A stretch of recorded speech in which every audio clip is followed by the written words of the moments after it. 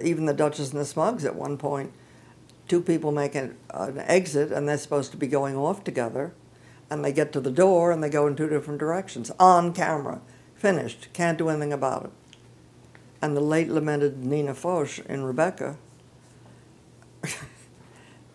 she played Mrs. Danvers in Rebecca. This was in the 60s, last live show.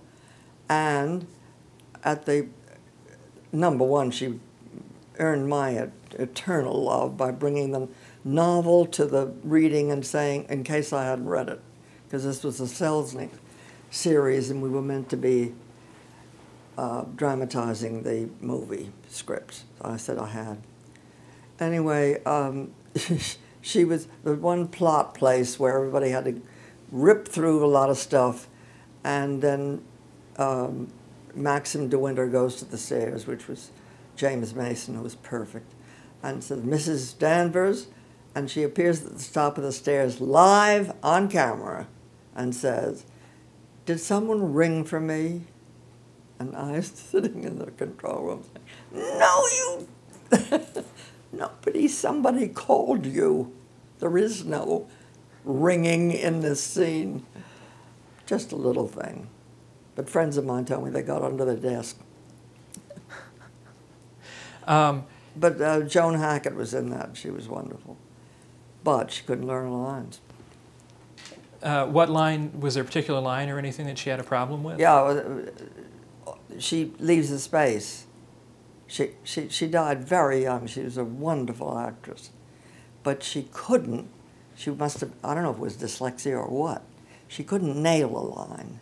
And when you're doing something live, it was the huge, big studio out in Brooklyn, you have to be on time. I mean, you can't leave a big hunk of space on the live scene and then have somebody come on in a film scene and get burned, which with Manderley, which Falk did. So it was, somebody went out to Queens and just sat with her and made her listen and learn it. And at the voiceover, which is quite famous from the movie, last night, and the book, last night I dreamt I went to Manderley again. She gets up there and she says, last night I dreamt I went again to Manderley. Wrong. And so, but that was in a studio, so we could stop it. That happened to Catherine Cornell on the Barretts of Wimpole Street. She had already recorded How Do I Love Thee to open it. She must have done the Barretts of Wimpole Street 180,000 times around the country. And she and Guthrie McClintock was the director, producer, everything. I was billed as the associate to the consultant to the director. I just did fade in, fade out, and whatever. And but I did the script, and it opened with "How Do I Love Thee." So they're playing the record that she'd already recorded, and she says, "How did I love thee? Let me but count the ways." And then on it went, and I'm standing there.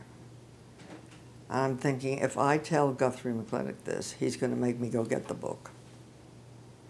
Because he won't believe it. He won't believe that she could possibly be wrong and I could be wrong, right, and I don't have the book. I don't have the Portuguese sonnets right on me. And so finally, Gertrude Macy was standing behind me with Nancy Hamilton, and they were mumbling. And one of them said, "I think that's wrong." And the other one said, "Couldn't be." And I turned around and said, 1, it's wrong.